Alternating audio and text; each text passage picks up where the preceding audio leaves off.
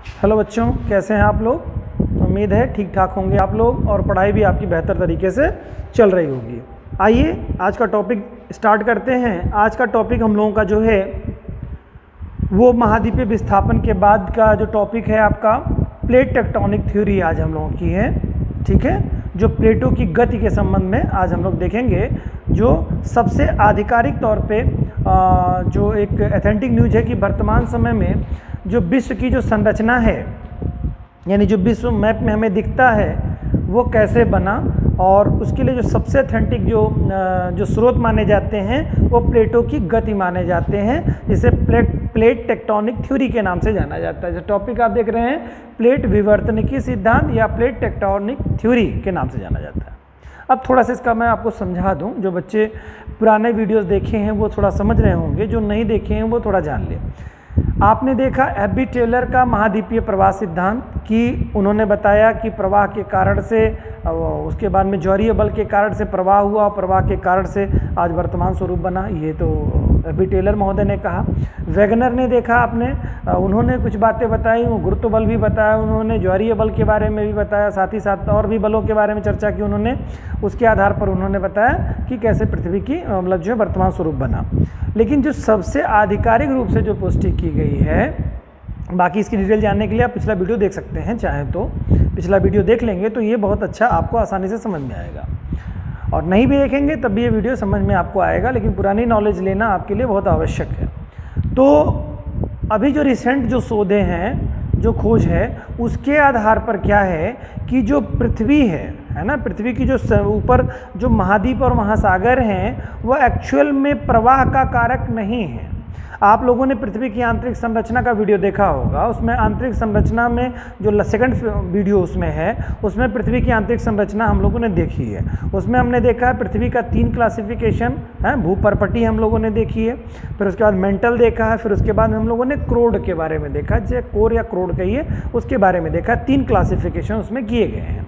ठीक है, और जब हम लोग क्लासिफिकेशन कर रहे थे और घनत्व के आधार पर जो डिसकंटिन्यूटी हो रही थी, जिसमें असंबद्धता हम लोग देख रहे थे, उस वाले वीडियो में आपने वहाँ पे देखा तो हमने बताया था कि भूपर्पटी की जो मोटाई होती है औसतन 30 किलोमीटर है। महाद्वीपों में, महासागरीय भागों में 5 किलोमीटर है, और जहाँ पर्वत पठार वगैरह के हिस्से पड़ते हैं वहाँ लगभग 70 से 100 किलोमीटर मोटी प्लेट आपको मिलती है।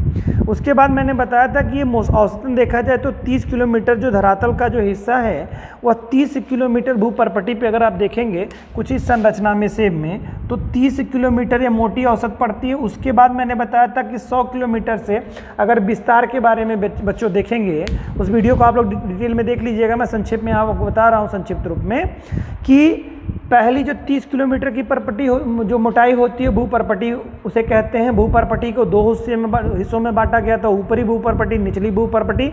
उसके बाद के हिस्से लगभग 200 किलोमीटर तक का जो हिस्सा है, 200 से ले, फिर मेंटल को अगर हम देखेंगे तो उसका क्लासिफिकेशन कहाँ कहाँ किया गया है। एक तो हॉट स्पॉट वाला जोन जो है उसमें निर्धारित किया गया था, या कहिए मोह संबद्धता या एथिनोस्फेयर वाला मंडल, निम्न गति के मंडल वाला हिस्सा क्लासिफिकेशन किया गया था पिछले वीडियो में। उसके बाद 200 से लेकर 700 किलोमीटर तक ऊपरी मेंटल था, और उसके बाद 700 से लेकर के 50-51 तक आपने देखा था, 2900 किलोमीटर तक आपका जो है वो आपका मेंटल का निचला वाला हिस्सा था। ठीक है, तो ये 2 क्लासिफिकेशन किए गए थे। बहरहाल हमें ज़रूरत यहाँ पर सिर्फ इतनी है कि ये जो आप देख रहे हैं मेंटल के 2 भाग बताए गए, ऊपरी मेंटल और निचली मेंटल, उसके ऊपर का हिस्सा यानी 200 किलोमीटर के ऊपर का हिस्सा जो बच्चों है ये 0 से 30 किलोमीटर वाला हिस्सा है। फिर मैंने बताया था 100 किलोमीटर से लेकर के लगभग 200 किलोमीटर का हिस्सा ये एथिनोस्फेयर वाला मंडल वाला हिस्सा बताया था, जो निम्न गति का मंडल था। आप लोग उसको डिटेल में देख लीजिएगा। तो ये जो हिस्सा होता है लगभग 100 किलोमीटर का जो हिस्सा होता है, यह लिक्विड आकार का होता है, या जो इसकी संरचना है वो लिक्विड में है।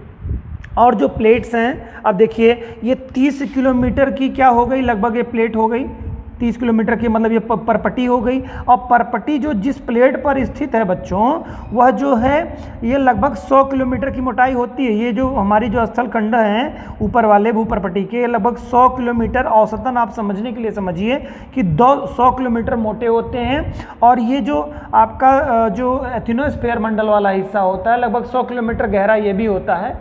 ठीक है, इसी पर ही ये प्लेटें तैरती रहती हैं। यानी कि जितने भी आप देख रहे हैं, एक तरह समझिए उत्तरी अमेरिका, दक्षिणी अमेरिका, आप यूरोप, एशिया महाद्वीप, अफ्रीका महाद्वीप, ऐसे दिमाग में रखिए ये सब प्लेटें हैं। एक प्लेट है, एक तरह से प्लेट मान लीजिए, और प्लेटें क्या कर रही हैं, उस एथिनोस्फीयर मंडल पे तैर रही हैं, सब गतिशील हो रही हैं, है ना, सब मूवमेंट कर रही हैं। जैसे आप लोग देखिए कि कोई नदी के क्षेत्र में आप कोई चीज़ भी रख दीजिए, उसमें डाल दीजिए, तो क्या करेगा, उसमें तैरेगा ना, उस पर अगर वो बहुत वेटेड नहीं है तो वो दब के उसमें जाएगा ना, उसी में तैरेगा। तो हमारी जो पृथ्वी है पूरी, वह क्या, पूरी पृथ्वी, चाहे जलीय क्षेत्र हो चाहे स्थलीय क्षेत्र हो, दोनों को मैं कह रहा हूँ, ये सभी क्या है, उसी मैग्मा वाले हिस्से में तैरती हैं। कौन सा मैग्मा वाला हिस्सा, ये वाला हिस्सा, ये जो हमने बताया था वीडियो में, ठीक है, उस वाले हिस्से पे पूरा तैरती हैं। प्लेटें कैसे कैसे होती हैं, देखिए प्लेटें जो होती हैं, कुछ प्लेटें ऐसी होती हैं जो महाद्वीपीय प्लेट होती है, जिसमें केवल महाद्वीप ही होते हैं। कुछ प्लेटें ऐसे होती हैं जिन पे महासागर ही होते हैं, और कुछ प्लेटें ऐसी होती हैं जिसमें महाद्वीप और महासागर दोनों होते हैं। तो प्लेटें कोई निर्धारित नहीं है कि केवल स्थलीय प्लेट होगी या जलीय प्लेट होगी। जलीय मतलब महासागरीय, यहाँ पे कहा जाएगा, जल मतलब बहुत छोटा नहीं, महासागरों की बात हो रही है। जैसे मान लो प्रशांत महासागर, ये अपने आप में एक प्लेट है, प्रशांत महासागरीय प्लेट, बहुत बड़ा ये क्षेत्र है, तो ये अपने आप में एक प्लेट ही है, ठीक है। उसी तरह से अटलांटिक महासागर आप ले लेंगे, तो अटलांटिक महासागर का आधा हिस्सा जो है, जो देखेंगे तो उत्तरी अमेरिकी और दक्षिणी अमेरिकी प्लेट के अंतर्गत आएगा, बाकी हिस्सा इसका उसके साथ अफ्रीका के साथ जुड़ा हुआ है। तो इस तरह से देखेंगे कुछ प्लेटें ऐसी होती हैं जो कि जिनका बिहेवियर, 3 तरह का बिहेवियर होता है। बिहेवियर क्या होता है, या तो उस प्लेट पे, प्लेट मतलब एक समझिए एक बहुत बड़ा हिस्सा, जैसे पूरा अफ्रीका ले लीजिए व्यवहारिक समझने के लिए। अब ये क्या हो गया, एक प्लेट पे तैरा, मतलब टिका हुआ है, ठीक, पूरा अफ्रीका, एक व्यवहारिक बात आप समझिएगा। तो पूरा अफ्रीका, जैसे भारतीय प्लेट अक्सर सुनते हैं, भारतीय प्लेट, तो भारतीय प्लेट पे पूरा आपको भारत दिखता है, लेकिन इसमें हिंद महासागर का भी कुछ हिस्सा आता है, वो सब हम लोग डिटेल में आगे करेंगे। पहले मैं जितना कह रहा हूँ उतना सुने आप, समझें इसको। तो सारी जो प्लेटें, मतलब जो स्थल हिस्से हैं, इसको एक तरह से मान लीजिए प्लेट, फिर सागरीय हिस्से इनको प्लेट मान लीजिए, ठीक है, जितने भी महासागर हैं।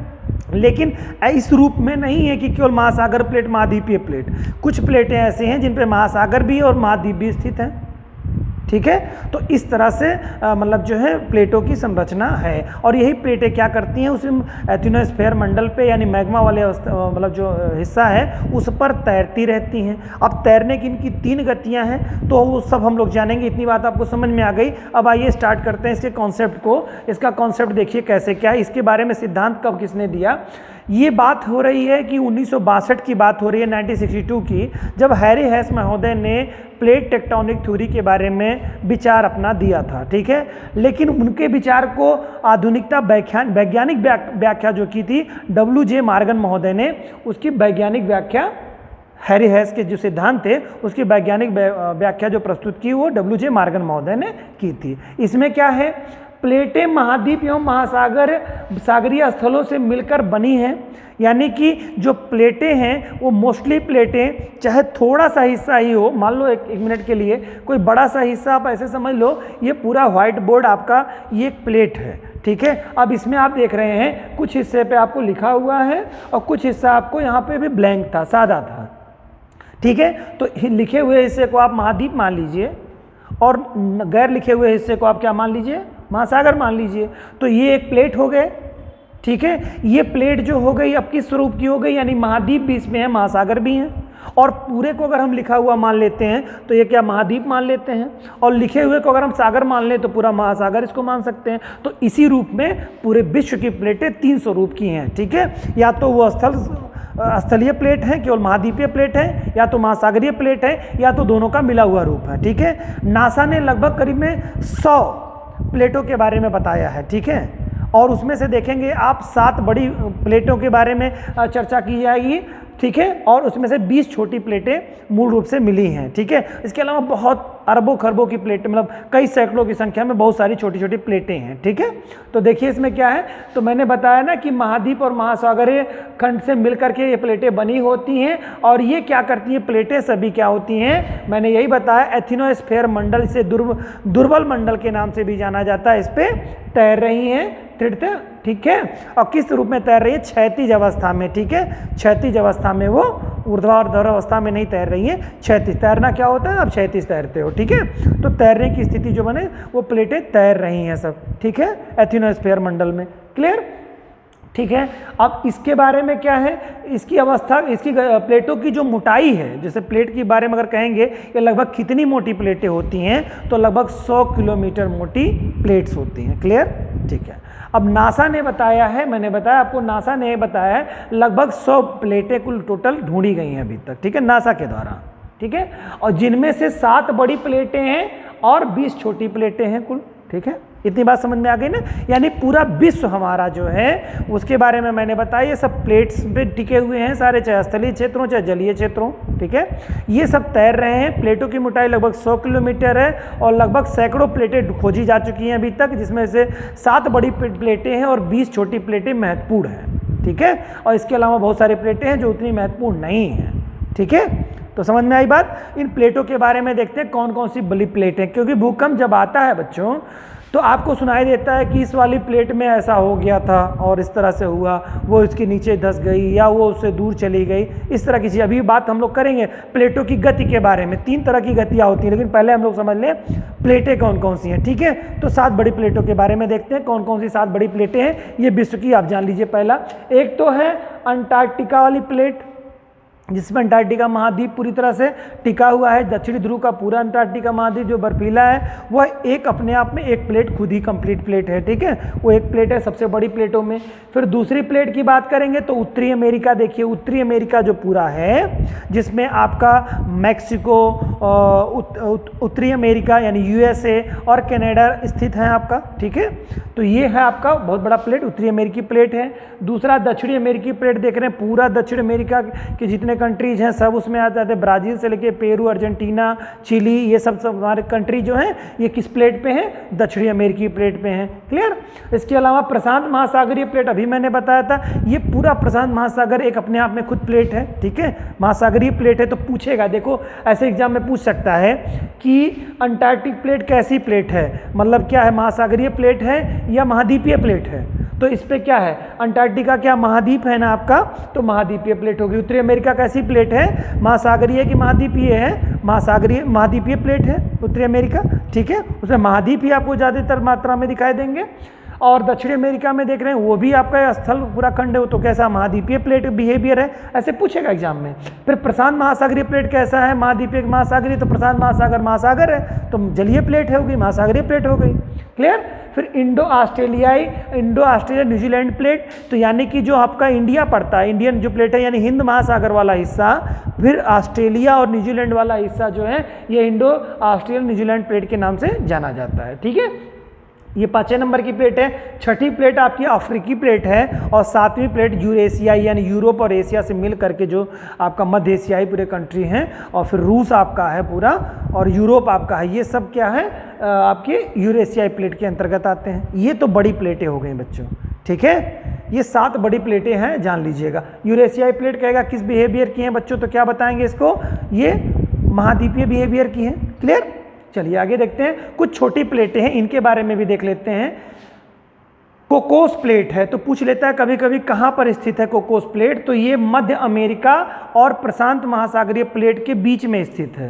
कहाँ पर है कोकोस प्लेट, मैं बता दे रहा हूँ 2-4 जो इंपॉर्टेंट एग्जाम के पॉइंट ऑफ व्यू से हैं वो आप ध्यान लीजिए। कोकोस प्लेट जो है मध्य अमेरिका यानी अमेरिका, उत्तरी अमेरिका, दक्षिण अमेरिका यानी मध्य अमेरिका का जो हिस्सा है उस प्लेट, मध्य अमेरिकी प्लेट के बाद में और प्रशांत महासागरीय प्लेट के मध्य में स्थित है कोकोस प्लेट। फिर नजिका जो प्लेट है वह दक्षिणी अमेरिका और प्रशांत महासागर के मध्य में स्थित है। दक्षिण अमेरिका और प्रशांत महासागर के मध्य में नजिका प्लेट है। फिर अरेबियन प्लेट जिसमें अरब प्रायद्वीप के है स्थित आपका। फिलिपीन प्लेट जो है, फिलिपाइन या फिलिपीन प्लेट जिसे कहेंगे, एशिया एवं प्रशांत महासागर के बीच में स्थित है। प्रशांत महासागर आप देख रहे हैं और एशिया यानी कि आपका, अब आप आ जाइए एशिया मतलब जो प्रशांत महासागर के पश्चिमी हिस्से में, ठीक है, जहाँ पर आपका ये चीन वगैरह आपका पड़ रहा है, ठीक है, दक्षिण पूर्व एशिया पड़ रहा है। तो यहाँ पर क्या कह रहा है, ये फिलिपीन प्लेट, फिलीपींस आप जानते हैं ना, दक्षिण पूर्व एशियाई कंट्री है, आप देखेंगे वहाँ पर, ठीक है, फिलीपींस देश है, तो वहाँ पर फिलिपाइन प्लेट है।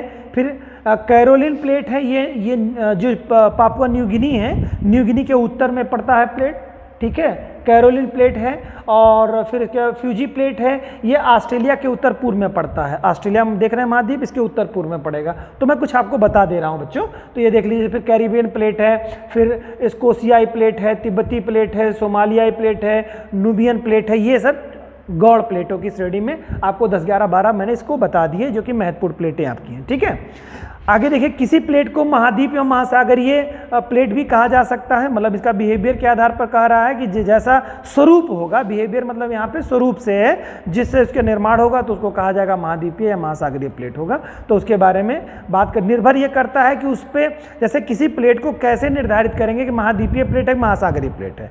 तो अगर उस पर, जैसे मैंने बताया व्हाइट बोर्ड पे, जितना हिस्सा अगर महाद्वीप का ज़्यादा हिस्सा उस पर होगा, उस प्लेट पे, तो महाद्वीपीय प्लेट होगा, और अगर बहुत ज़्यादा हिस्सा उसका जलीय होगा तो महासागरीय प्लेट होगा, और दोनों आधे आधे के करीब में होंगे तो वो दोनों के मिश्रण के रूप में होगा, यानी महासागरीय महाद्वीपीय प्लेट के आधार में बनेगा, है ना, 50-50 के करीब में अगर होगा। ठीक है, तो ये चीज़ है आपकी। अब प्लेटों की गति के बारे में देख लेते हैं। महासागरीय प्लेट तीन, मैंने बताया ना, प्लेटें 3 तरह की होंगी, ये भी ध्यान रखिएगा। प्लेटों कितने तरह की होती है, तो महासागरीय प्लेट है, महाद्वीपीय प्लेट है, और महासागरीय और महाद्वीपीय प्लेट। ठीक है, ये 3 स्वरूप हो गए प्लेटों के। प्लेटों में बड़े प्लेटों से स्वतंत्र होकर गतिशील हो सकते हैं, मतलब बहुत सारे लघु प्लेटें, छोटी प्लेटें हैं जो हैं वो आपकी यहाँ पे मिलेंगी।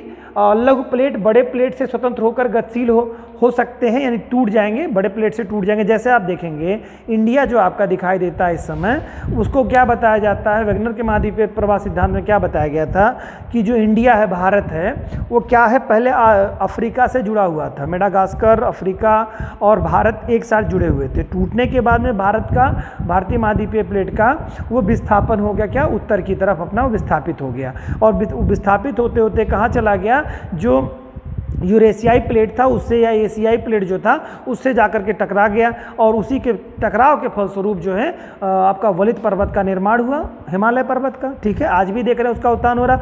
आप ये, इसकी जो प्रवाह की गति थी वो किधर को थी, उत्तर पूर्व दिशा में आपको इसकी गति मिलेगी। उत्तर पूर्व दिशा के कारण से आप देखेंगे अराकानियोमा पर्वत श्रेणी है, या अंडमान निकोबार द्वीप समूह है, इसे भी क्या बताया जाता है, हिमालय का विस्तार बताया जाता है, क्योंकि ये दबाव पड़ने से इसका वलित पर्वत के रूप में ये फोल्डेबल माउंटेन दिखाई दिए। लेकिन चूंकि अब यहाँ का हिस्सा जो आपका हिमालय के उत्तर वाला, भारत के उत्तर वाला जो हिमालय हिस्सा है, यह ऊंचा हिस्सा था, तो और ऊंचा हुआ तो और ऊंचा होता चला गया, यानी विश्व की सबसे ऊंची चोटी यहाँ पे आपको मिल गई।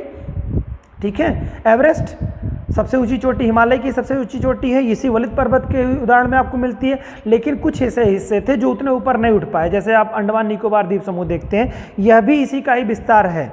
ठीक है, हिमालय की ही पर्वत श्रेणी का, वहीं अराकानियोमा जो आप देखेंगे म्यांमार और भारत के मध्य की, पूर्वोत्तर भारत के मध्य की जो सीमा निर्धारित करता है, यानी पर्वत श्रेणी है, वह भी हिमालय का ही विस्तार है। ठीक है, फिर आगे आते गए तो फिर ये समुद्र के हिस्से में चले आए, तो वो समुद्र में डूबने के कारण से वो क्या हो गया, एक तरह से इसका सपाट तल होने के कारण से वहाँ पर जनजीवन होने लगा, तो अंडमान निकोबार द्वीप समूह में लोग रहते हैं। ठीक है, ये हिमालय का ही विस्तार है। ठीक, तो इसमें से क्या बहुत सारी प्लेटें टूट के जो विखंडित हो रही है, मैंने उसी बात पे आपको ये बातें बता दी कि प्लेट मतलब टूट करके स्वतंत्र होकर गतिशील हो सकती है। इन प्लेटों के किनारों की सर्वाधिक महत्वपूर्ण, इनके किनारे ही सबसे ज़्यादा महत्वपूर्ण होते हैं। ठीक है, क्योंकि इन्हीं किनारों के सहारे भूकंपीय ज्वालामुखी विवर्तनिक घटनाएं घटित होती हैं। जब प्लेटें गति करती हैं बेटा, सबसे मेन चीज़ वही है। आज हम लोग उसी पे विषय चर्चा करेंगे।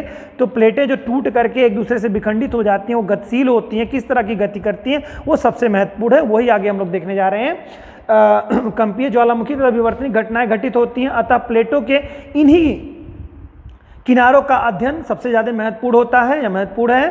प्लेटों के सीमांत भाग को प्लेट किनारा कहा जाता है, यानी कि जहां प्लेटें समाप्त होती हैं उसका जो सीमांत यानी आखिरी किनारा जो होता है, कोई प्लेट होगी, कितनी भी बड़ी प्लेट हो, कहीं लास्ट होता होगा ना, तो वही उसका प्लेट का किनारा, फिर दूसरे प्लेट का किनारा, वही सीमांत किनारा कहलाता है। यानी प्लेट का आखिरी छोर सीमांत किनारा कहलाता है। अब आखिरी छोर मतलब किसी भी साइड में आप कंपेरिजन कर रहे हैं, तो जैसे मान लो प्रशांत महासागरीय प्लेट करेंगे तो प्रशांत महासागरीय का आखिरी छोर, अगर का पूर्वी हिस्से का आखिरी छोर करेंगे तो क्या उत्तरी अमेरिका से पहले पड़ जाएगा, जाएगा ना, दक्षिण अमेरिका से पहले पड़ेगा, तो वो छोर होता है, यानी कि कोर मतलब इस तरह से है। जबकि दो प्लेटों के मध्य संचलन मंडल को प्लेट सीमा कहते हैं, ठीक है।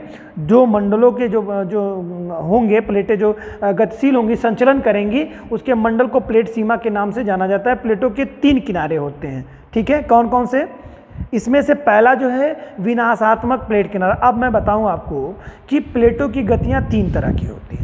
एक तो प्लेट की गति जो होती है, 2 प्लेटें जो 3 प्लेटें, सारे प्लेटों के बारे में आप समझ गए। अब प्लेटें क्या होती हैं? 3 तरह की गति होती है। एक तो मूवमेंट उनकी आमने सामने होती है, यानी पास पास, यानी 2 प्लेटें ऐसे हैं वो मूवमेंट कर रही हैं आगे आगे की तरफ, अपने पास आ रही हैं मूवमेंट, ठीक है। दूसरी मूवमेंट क्या है? एक दूसरे से डिफर हो रही हैं, दूर जा रही हैं, दूसरे से दूर जा रही है। यानी प्लेटों की गति मतलब दूर जाने का मतलब प्लेटें कहीं ऐसे नहीं भागती हैं या ऐसे नहीं आके घुसती हैं, वो क्या करती हैं? मूवमेंट करती रहती हैं, हल्की सी मूवमेंट उनकी चलती रहती है। अब मूवमेंट में डिस्टर्बेंस कैसे आएगा उसको पहले इसको समझिए क्या करती हैं। वो मूवमेंट करती हैं, आसपास आती हैं, फिर या तो दूर दूर जाती हैं या तो पैरेलल चलती हैं। 3 तरह की हो गई। एक क्या हो गई? एक तो पास पास आएंगी, दोनों एक दूसरे के सामने आएंगी, ठीक है। दूसरा एक दूसरे से दूर जाएंगी, और तीसरा एक दूसरे के पैरेलल चलेंगी, दोनों साथ साथ गतिशील रहेंगी, दोनों एक साथ गति करेंगी, ठीक है। ये 3 तरह की गतियाँ। इन्हीं 3 गतियों के आधार पर आपको विनाशात्मक, रचनात्मक और संरक्षित प्लेट किनारे मिलेंगे, ठीक है। अब विनाशात्मक प्लेट किनारा क्या होता है, पहले इसके बारे में बात करें, जिसे हम लोग अभिसारी प्लेट किनारा भी कहते हैं, ठीक है। डिस्ट्रक्टिव, आप देखेंगे प्लेट किनारे के बारे में आप लोग देखेंगे, डिस्ट्रक्टिव प्लेट किनारा भी इसको इंग्लिश में कहते हैं, डिस्ट्रक्टिव प्लेट किनारा। अब क्या होता है इसमें? मैंने बताया कि प्लेटें पहले पास पास आती हैं, ठीक है। अब विनाशात्मक प्लेट किनारा क्या? जब 2 प्लेटें आमने सामने गति कर रही होंगी, जो प्लेट भारी होगी वह प्लेट मतलब एक दूसरे से टकरा करके, भारी होने के नाते, भारी जो होता है वो क्या होता है? हमेशा दबा रहता है, ठीक है। तो भारी होने के नाते वो नीचे दब जाएगी, और जो हल्की प्लेट होगी वो उसके ऊपर गमन कर जाएगी। जब एक नीचे जाएगा तो डेफिनेटली दूसरा उसके ऊपर आ जाएगा, ठीक है। तो जब 2 प्लेटें सामने सामने से टकराती हैं तो भारी प्लेट और हल्की प्लेट के नीचे गमन कर जाती है, ठीक है। गमन करने के कारण से उसका एक हिस्सा जा करके नीचे दब जाता है, और दबने से वो समाप्त हो जाता है। समाप्त होने के बाद में वो नीचे जो मैग्मा वाली स्थिति है उसमें पहुंच जाता है, और वो गल करके फिर वहाँ पर, चूँकि वहाँ गर्मी है बहुत ज़्यादा, वो एथनोस्फीयर मंडल का जो है वो तरलावस्था में, मैग्मे की अवस्था में है, तो वो गल जाता है। फिर क्या क्रिया करता है, अभी हम लोग हॉटस्पॉट के बारे में देखेंगे, वहाँ जानेंगे। तो वो क्या करता है? विनाश हो जाता है। यानी 2 प्लेटें जब टकराती हैं एक दूसरे से, एक प्लेट का जो हैवी प्लेट है उसका क्षय हो जाता है, ठीक है, बड़े पैमाने पर, ज़्यादा क्षय उसी का होता है, तो वही क्या होता है? विनाश हो जाता है प्लेट का। तो इसी नाते उसका नाम विनाशकारी प्लेट किनारा रख दिया गया है, ठीक है, या विनाशात्मक प्लेट किनारा रख दिया गया है उसका नाम। क्लियर? क्योंकि वो टकराती है तो उनका क्षय हो जाता है, तो विनाश होने के नाते उसको विनाशात्मक प्लेट किनारा कहा गया है। इसी को और नाम अभिसारी प्लेट किनारा भी के नाम से जाना जाता है, ठीक है। इंग्लिश में इसको डिस्ट्रक्टिव प्लेट मार्जिन के नाम से जाना जाता है। क्लियर? और डिस्ट्रक्टिव ये कितने तरह की होती है? 3 प्रकार की होती है। कौन से? विनाशात्मक प्लेट किनारे 3 तरह से बनते हैं। कौन कौन से? जब कभी एक महाद्वीपीय महासागरीय प्लेट एक दूसरे से टकराएंगी, ठीक है, वहाँ पर बनता है आपको, ठीक है। दूसरी जगह कंडीशन क्या होगी कि जब महाद्वीपीय प्लेट हो जाएंगी। एक तो पहला मैंने बताया महाद्वीपीय महासागरीय स्वरूप की हो, तो महासागरीय वाली भारी होती है प्लेट, महाद्वीप प्लेट के नीचे घुस जाएगी, ठीक है। जैसे अभी मान लो मैं इस हाथ में वेट रखूं 100 ग्राम का, इसमें 1 केजी का वेट रखूं, तो कौन वेट हो जाएगा? डेफिनेटली एक हाथ झुक जाएगा मेरा। तो क्या होगा? दोनों का गमन की स्टाइल अगर ऐसे ही है, ऐसे गमन हो रहा है, लेकिन मैंने एक पे 1 केजी रख दिया, इस पर मतलब 100 ग्राम रख दिया, तो वेट जिसका हो जाएगा तो गमन कौन सा नीचे हाथ जाएगा? निश्चित तौर से जो वेटेड हाथ है, तो वो नीचे गमन कर जाएगा, ऊपर वाला ही चला। तो जो नीचे जाएगा वो एक तरह से उसका नुकसान होगा, यहाँ पर नहीं, मतलब आप वहाँ पे देखेंगे तो वो नष्ट हो जाएगा, वो हिस्सा टूट जाएगा, विखंडित हो जाएगा, ठीक है। तो वहाँ पे विनाश होता है, इस नाते उसको इस तरह से कहते हैं। तो पहला किनारा महाद्वीपीय महासागरीय का हो गया। फिर महाद्वीपीय 2 प्लेटें होंगी बिहेवियर की, तो वो भी करेंगी, तो जिसमें से जो महाद्वीप थोड़ा ज़्यादा वेटेड हो जाएगा वो नीचे गमन कर जाएगा। फिर जब 2 महासागरीय प्लेटें हो जाएंगी, तो उसमें जो हैवी महासागरीय प्लेट होगी, यानी ज़्यादा जिस पे हिस्सा होगा वो ज़्यादा गमन कर जाएगी नीचे, मतलब वो नीचे गमन करेगी, वेटेड हो जाएगी, तो इस नाते इस तरह की संरचना बनेगी, यानी कि विनाशात्मक प्लेट किनारा 3 तरह का होता है। ठीक है, कब बनता है? जब एक महासागरीय महाद्वीपीय प्लेट टकराती है तब बनता है। दूसरा, 2 महासागरीय प्लेटें टकराती हैं तब बनता है। और जब 2 महाद्वीपीय प्लेटें टकराती हैं तब ये बनता है। ठीक है, तो ये तो विनाशात्मक प्लेट किनारा या इसे अभिसारी प्लेट किनारा या डिस्ट्रक्टिव प्लेट मार्जिन के नाम से जाना जाता है। उम्मीद है समझे होंगे आप लोग। आगे देखते हैं हम लोग दूसरा जो है बेटा रचनात्मक प्लेट किनारा। तो रचनात्मक प्लेट किनारा का मतलब क्या होता है? इसको और नाम से अपसारी प्लेट किनारा के नाम से भी जानते हैं, अपसारी प्लेट कह सकते हैं इसको, या इसको कंस्ट्रक्टिव प्लेट किनारे के नाम से जानते हैं। कंस्ट्रक्टिव प्लेट किनारा क्या होता है? या रचनात्मक मतलब क्या होता है बच्चों?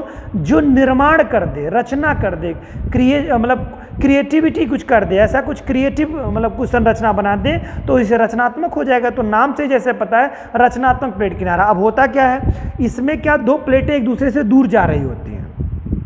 ठीक है, अब किसी स्वरूप की हो, चाहे वो महासागरीय हो, महाद्वीपीय हो, चाहे महासागरीय हो या महाद्वीपीय, कोई 2 प्लेटें एक दूसरे से दूर जाएंगी तो क्या होगा? जब उनके दूर जाने की जो एक सीमा से ज़्यादा जब वो गैप हो जाएगा तो नीचे का जो मैग्मा जो आपका है वह ज्वालामुखी उद्गार के माध्यम से ऊपर चला आएगा और ऊपर आने के बाद में वो एक नई संरचना का निर्माण कर देगा।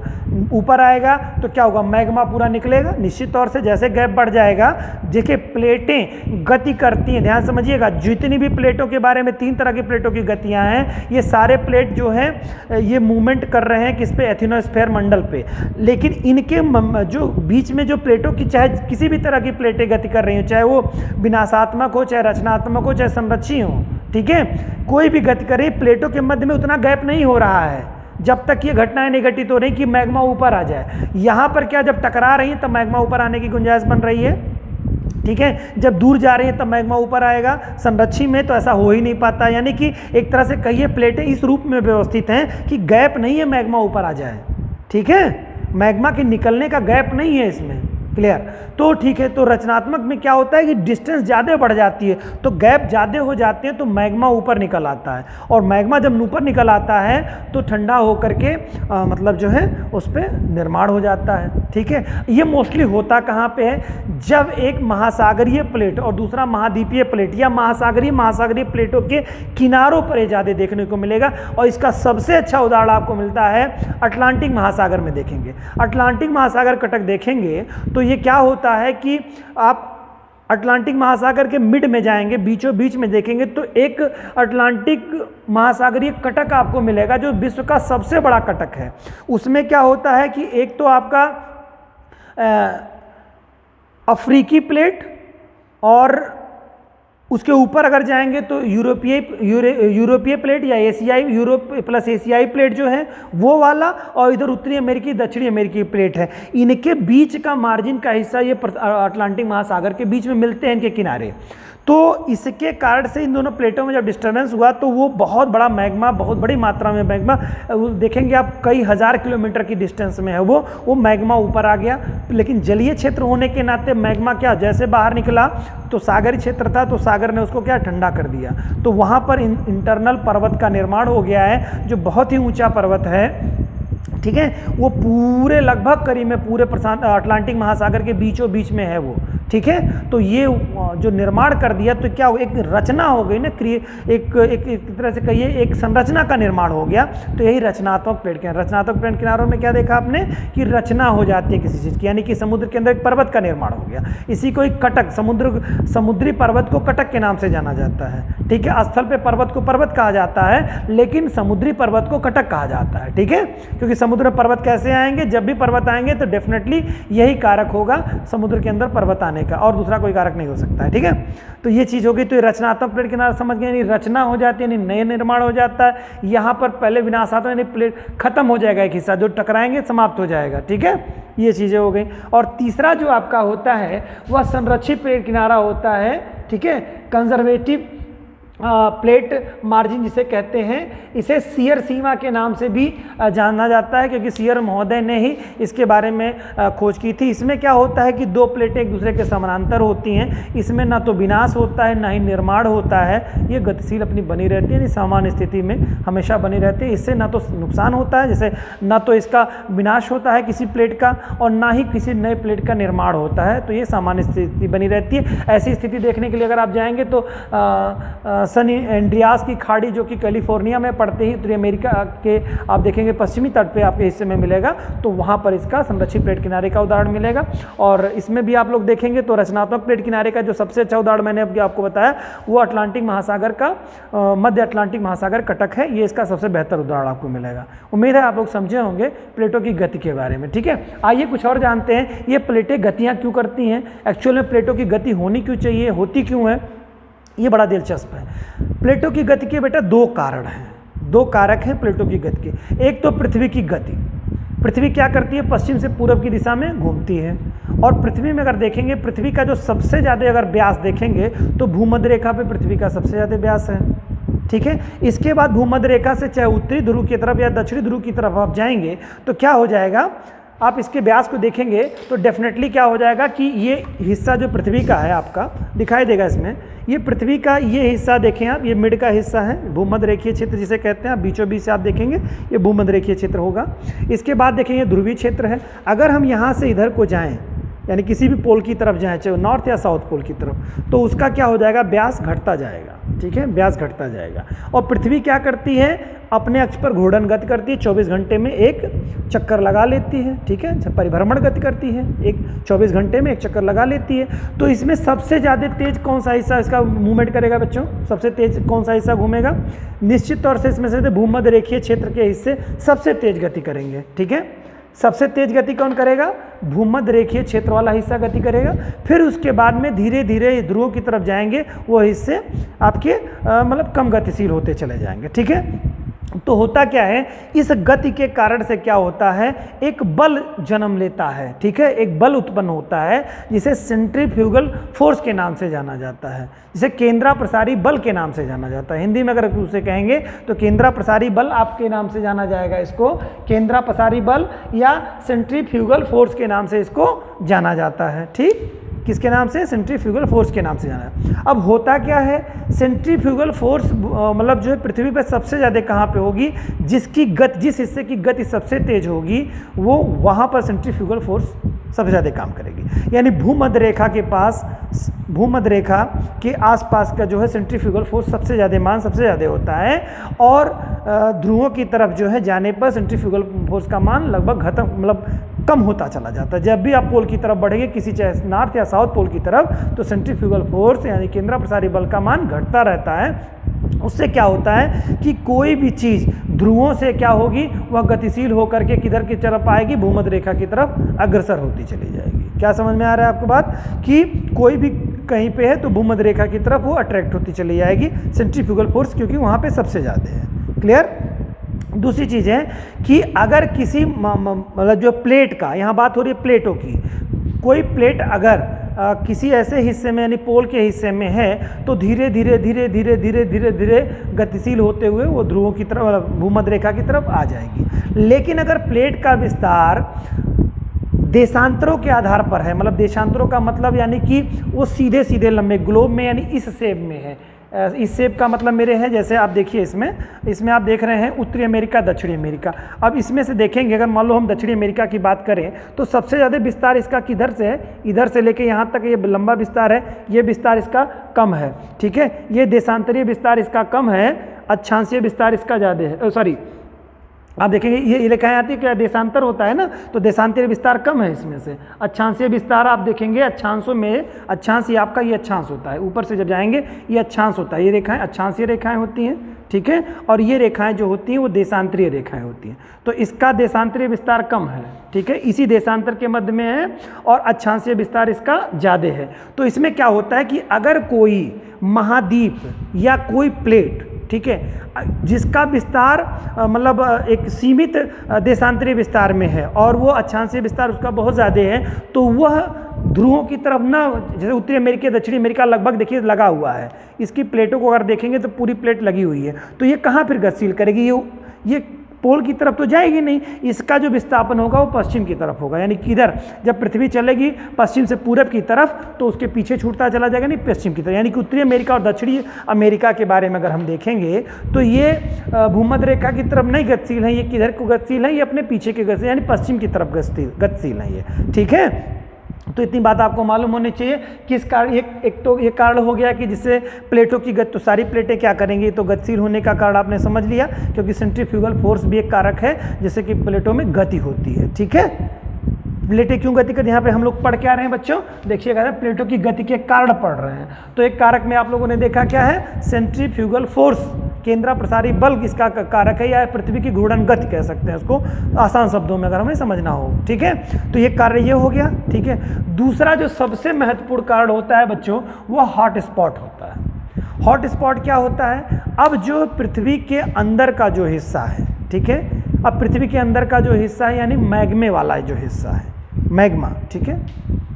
होता क्या है कि जब दो प्लेटें एक दूसरे से आपस में टकराती हैं और टकराने के बाद एक प्लेट दूसरे प्लेट के नीचे अधोगमित हो जाती है, यानी नीचे चली जाती है, तो उसका बहुत बड़ा हिस्सा क्या होता है, वो मैग्मे वाले हिस्से में मिल जाता है, ठीक है। मैग्मे वाले हिस्से में मिलने के कारण से वहाँ पर क्या हो जाता है बच्चों कि उसमें अगर उन क्षेत्रों में रेडियो एक्टिव तत्वों की अगर प्रधानता है उन क्षेत्रों में, तो क्या हो जाएगा, वहाँ पर रेडियो एक्टिव जो तत्व हैं वो उससे मिल करके लावा से, मैग्मे से मिलने के कारण से भूतापीय ऊर्जा बड़े पैमाने पर उत्सर्जित कर देते हैं, और भूतापीय ऊर्जा जब उत्सर्जित हो जाती है तो वहाँ का जो क्षेत्र है वो हॉट स्पॉट का क्षेत्र बन जाता है, यानी बहुत गर्म और तप्त अवस्था वाला क्षेत्र बन जाता है। और जहाँ पर गर्म और तप्त अवस्था वाला क्षेत्र बनता है, वो हॉट स्पॉट वाला जो क्षेत्र बनता है, वहाँ पर बनने पर एक ऐसी शक्ति कार्य करने लगती है जो कि प्लूम का निर्माण कर देती है। प्लूम क्या होता है, प्लूम एक ऐसा बल होता है, जब रेडियो एक्टिव बहुत ज़्यादा ऊर्जा वहाँ पे जनरेट करने लगती है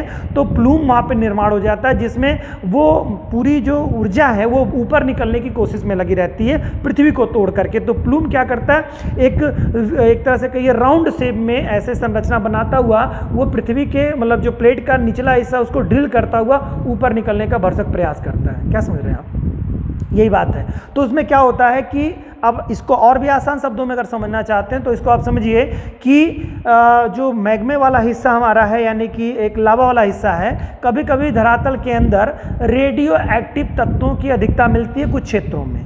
तो जहाँ पर रेडियो एक्टिव तत्वों की अधिकता मिलेगी, ठीक है, मैग्मे वाले क्षेत्र में जहाँ पर रेडियो एक्टिव तत्वों की अधिकता मिलेगी वहाँ पर क्या होगा, भूतापीय ऊर्जा बहुत ज़्यादा जनरेट होने लगेगी, यानी कि एक तरह से जैसे अब परमाणु ऊर्जा बनाई जाती है विद्युत ऊर्जा, उसी तरह की वहाँ ऊर्जा जनरेट होने लगेगी। और जहाँ ऊर्जा खूब ज़्यादा मिलने लगी रेडियो एक्टिव तत्वों मिलने के कारण से, तो वहाँ पर क्या हो जाएगा, एक हॉट स्पॉट का क्षेत्र बन जाएगा। हॉट स्पॉट मतलब समझ रहे हैं, जहाँ भूतापीय ऊर्जा बहुत ज़्यादा बन रही हो, फिर वहीं पर ही प्लूम का निर्माण हो जाता। प्लूम क्या है, एक ऐसी तरंग है जो उसके जो चलने की जो आकार है प्लूम, उसका नामकरण किया गया है प्लूम। प्लूम और कुछ नहीं है, वही वो मतलब उस ऊर्जा को चलने का माध्यम से ऊर्जा चलती है तो किस रूप में चलेगी, क्षैतिज रूप में चलेगी, ऊर्ध्वाधर रूप में चलेगी। अगर ऊर्ध्वाधर रूप में चल रही है तो ऊर्ध्वाधर यानी हॉरिजॉन्टल या वर्टिकल जो चल रही है तो आप देखेंगे यहाँ पे ऊर्ध्वाधर रूप में चलती है, तो उसमें क्या होता है, उसके चलने की जो गति है सीधी ना हो करके वो राउंडिंग शेप में चलती है, ठीक है। और इस तरह की शेप में चलने के कारण से वो थोड़ी ज़्यादा शक्तिशाली हो जाती है और जिस कारण से पृथ्वी को ड्रिल कर देती है, ठीक है। और ये क्या होता है, ये अक्सर ये बनता कहाँ है रेडियो एक्टिव तत्व वाला क्षेत्र, आप जान लीजिए। कोई जो प्लेटें होंगी ना बच्चों, प्लेटों के किनारों पर ही टकराव होगा और वहीं पे ही विनाश होगा प्लेटों का जब टकराएंगी, तो उसमें रेडियो एक्टिव तत्वों की जब अधिकता हो जाएगी तो प्लेटों के किनारों पर जो प्लूम का निर्माण हो जाता है, यानी हॉट स्पॉट का जब निर्माण हो जाता है प्लेटों के किनारों पे, दो प्लेटों के किनारों पर, तो ये प्लेटों के किनारों पर ये प्लूम फोर्स करता है, दबाव डालता है ऊपर निकलने के लिए। तो जब निकल नहीं पाता है ये, तो प्लेटों पे दबाव डालता है, इससे प्लेटें भी मूवमेंट करने लगती हैं। प्लेटों की गति में एक बहुत बड़ा कारक है ये प्लूम भी उसका कारक है। प्लूम समझ गए होंगे आप लोग क्या होता है। रेडियोएक्टिव तत्व जो होते हैं पृथ्वी के अंदर, जब ये एक कहीं पे बहुत ज़्यादा मात्रा में धरातल के अंदर मिलने लगते हैं, धरातल मतलब वहाँ पे मैग्मा एथिनोस्फीयर वाले मंडल की बात कर रहे हैं हम, वहाँ पर जब रेडियोएक्टिव तत्वों की अधिकता हो जाती है तो वहाँ पर बहुत बड़े पैमाने पर भूतापीय ऊर्जा का जन्म हो जाता है, और वही भूतापीय ऊर्जा जहाँ जन्मती है वही हॉट स्पॉट वाला क्षेत्र होता है, या कहिए कि जो दो प्लेट किनारों के बीच वाला क्षेत्र, दो प्लेटों के मध्य वाला क्षेत्र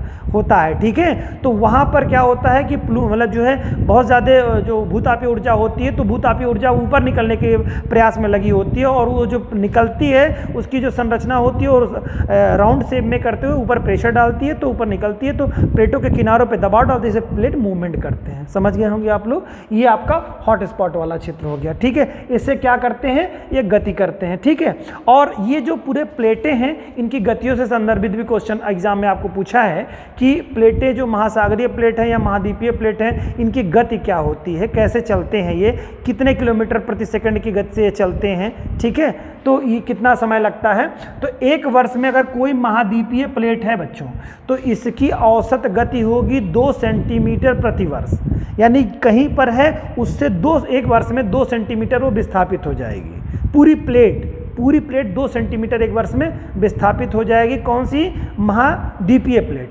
और अगर महासागरीय प्लेट है तो 5 सेंटीमीटर वह विस्थापित होगी अपने मूल स्थान से।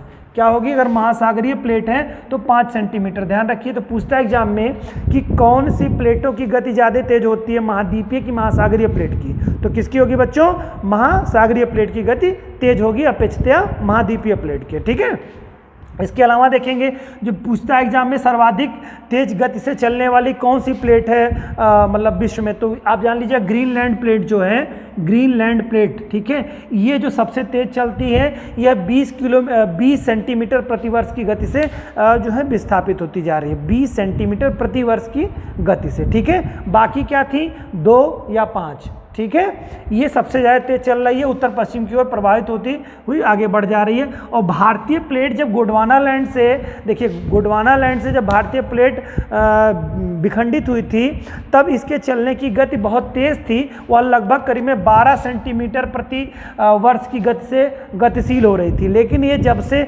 यूरेशियाई प्लेट से या एशियाई प्लेट से जाके टकरा गई है, तब से इसके चलने की गति जो है वह 5 सेंटीमीटर प्रति वर्ष हो गई है। कौन, भारतीय प्लेट अपनी। पहले जब ये गोंडवाना लैंड का हिस्सा था, जो बच्चे नहीं पढ़े हैं इसको, गोंडवाना लैंड के बारे में पिछला वीडियो आप लोग देख लीजिएगा, महाद्वीपीय प्रवाह सिद्धांत, तो वहाँ पता चल जाएगा। तो भारतीय प्लेट गोंडवाना लैंड का हिस्सा थी, तो गोंडवाना लैंड से जब टूटी थी तो यह 12 सेंटीमीटर की गति से प्रति वर्ष की गति से चल रही थी। अभी इसकी गति 5 सेंटीमीटर प्रति वर्ष हो गई है। तो ये तो प्लेटों की गति के संदर्भ में आपकी बात हो गई। ठीक है, अब प्लेटों की विवर्तन के प्रभाव के क्या साक्ष्य हैं, क्या सबूत हैं कि मतलब ये प्लेटें मूवमेंट करती हैं, क्या है। तो जहाँ प्लेटें गतिशील होंगी तो देखिए इसके जो सबसे मजबूत आधार आपको दिखाई देंगे वो आपको ज्वालामुखी उद्गार दिखाई देंगे।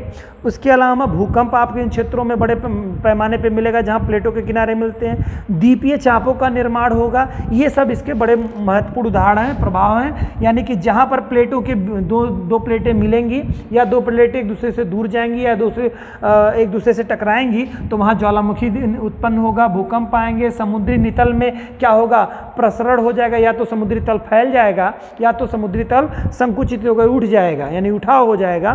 तो कुछ इस तरह का होगा। नितल में प्रसार हो सकता है, समुद्री तल में प्रसार हो सकता है, द्वीपीय चापों का निर्माण हो सकता है, पर्वतों की उत्पत्ति हो सकती है। जैसा मैंने अभी आपको बताया अटलांटिक महासागर में अटलांटिक महासागर कटक जो है उसका निर्माण वो पर्वत ही है आपका है। ठीक है, और ध्रुवीय परिभ्रमण ये सब चीज़ें आपको देखने को मिलेंगी। इससे पता चलता है कि इन जो प्लेट टेक्टोनिक थ्योरी के माध्यम से ये चीज़ें घटित होती हैं। तो उम्मीद है कि आपको समझ में आया होगा आज की प्लेट विवर्तनिक घटनाएं क्या होती हैं, प्लेटें कैसे गति करती हैं, इनके बारे में समझ गए होंगे। क्वेश्चन पूछता है आपको प्लूम से संदर्भित प्लूम क्या है, तो प्लूम एक तरंग है। ठीक है, कौन सी तरंग है, जहाँ पर रेडियोएक्टिव तत्व जो है एक बड़ी मात्रा में मतलब क्रिया करके भूतापीय ऊर्जा का जन्म दे देते हैं। तो भूतापीय ऊर्जा जब बाहर ऊपर निकलना चाहती है एथिनोस्फीयर मंडल से, तो वो ऊपर निकलती है तो प्लूम के माध्यम से, यानी कि एक तरंग के माध्यम से निकलती है, जो तरंग एक राउंड तरंग के रूप में ऊपर को प्रेशर करती है, तो उसको उसके चलने की जो गति है उसे प्लूमिंग कहा जाता है। ठीक है, तो सारी चीज़ें आपको समझ में आ गई होंगी। नेक्स्ट वीडियो में मिलेंगे अच्छे विषय के साथ। धन्यवाद।